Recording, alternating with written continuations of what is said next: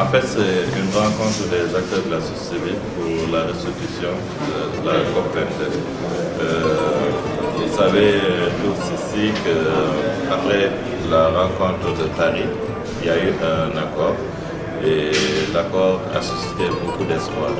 Donc Marrakech devait servir pour la mise en application de l'accord de Paris. Les acteurs de la société civile, comme les délégués nationaux, sont partis à Marrakech pour voir comment pousser pour que l'accord soit mis en œuvre. Au retour de cette mission, pour nous c'est un devoir de rendre compte de ce qui s'est passé à Marrakech, d'en tirer les enseignements, mais aussi de préparer la COP23 qui doit se dérouler à Bonn en novembre. Donc c'est le but de notre rencontre aujourd'hui. Mais nous allons aussi profiter pour mettre à niveau les acteurs de la société civile. Parce que quand on parle de négociation, c'est beaucoup d'enjeux. Quand on n'est pas dans ces enjeux-là, on ne maîtrise pas. Il est bon que les acteurs à la base sachent ce qui est en train d'être discuté. Par exemple, le Mali a eu à faire une contribution nationale déterminée. C'est des engagements, c'est une politique, c'est une stratégie. Il est bon que les acteurs puissent le savoir. Il y a l'initiative aussi africaine sur les énergies renouvelables qui est un grand atout pour sortir les pays sous-développés, les pays africains du sous-développement.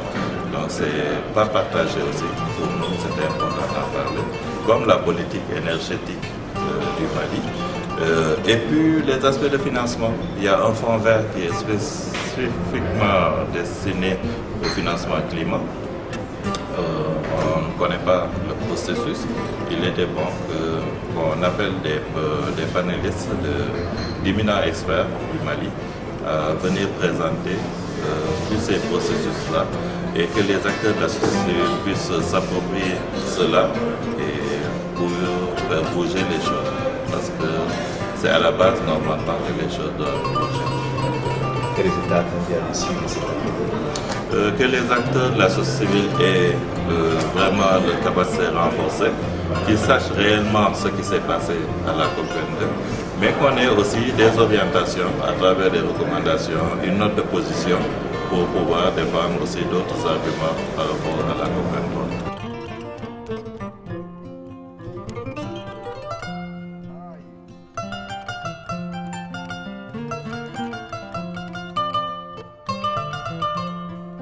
La COP22 aurait dû être la COP qui aurait opérationnalisé cet accord.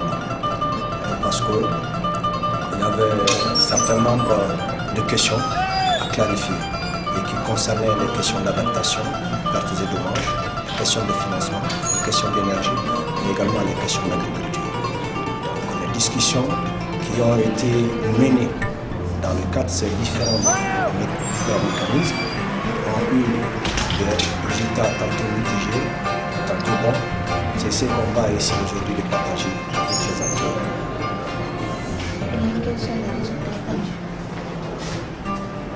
Les résultats attendus, c'est de s'imprégner de ce qui a été fait jusque-là,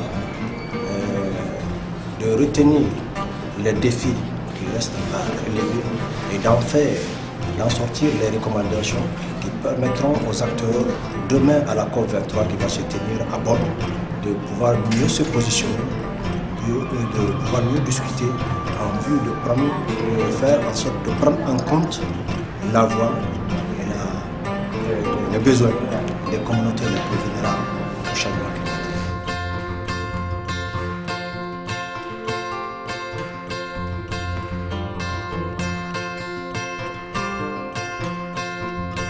Les résultats attendus, c'est qu'il faut que la société civile soit informée du processus, en même temps de leur rôle qu'ils doivent jouer.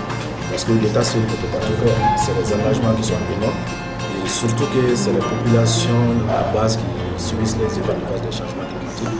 Donc en informant la société civile sur ce processus, nous pensons qu'ils pourraient relayer les messages et nous allons avoir une participation plus universelle au niveau du continent.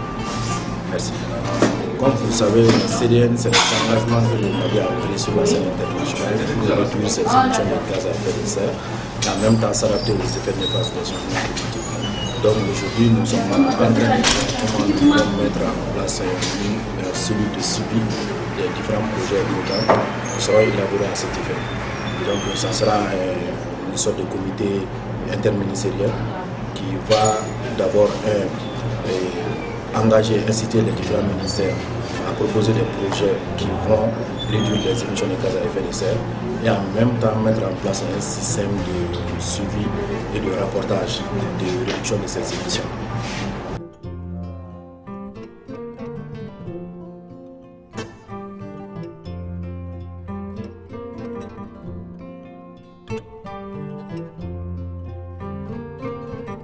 Alors c'est un document qui acte tous les engagements que le Mali prend devant la communauté internationale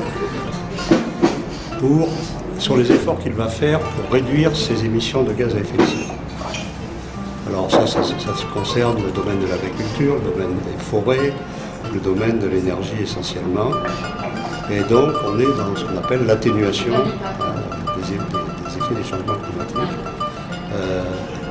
Et la CDN comprend également tous les projets du pays en ce qui concerne ce qu'on appelle l'adaptation, c'est-à-dire en gros les projets de développement liés au changement climatique, dans la période 2015-2030,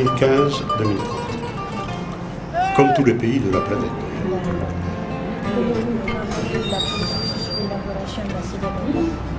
Bon, la CDN a été élaborée en 2015 pour être prête au moment de l'accord de Paris, de la COP 21 donc. Elle a été élaborée par une série d'experts, dont je fais partie, et avec les représentants des directions nationales techniques concernées dans les domaines que j'ai cités, agriculture, élevage, pêche, forêt, énergie renouvelable, ainsi que certains représentants de la société civile qui ont été invités aux réunions où on a décidé quels devaient être les efforts que le Mali va faire. L'implication de la société civile.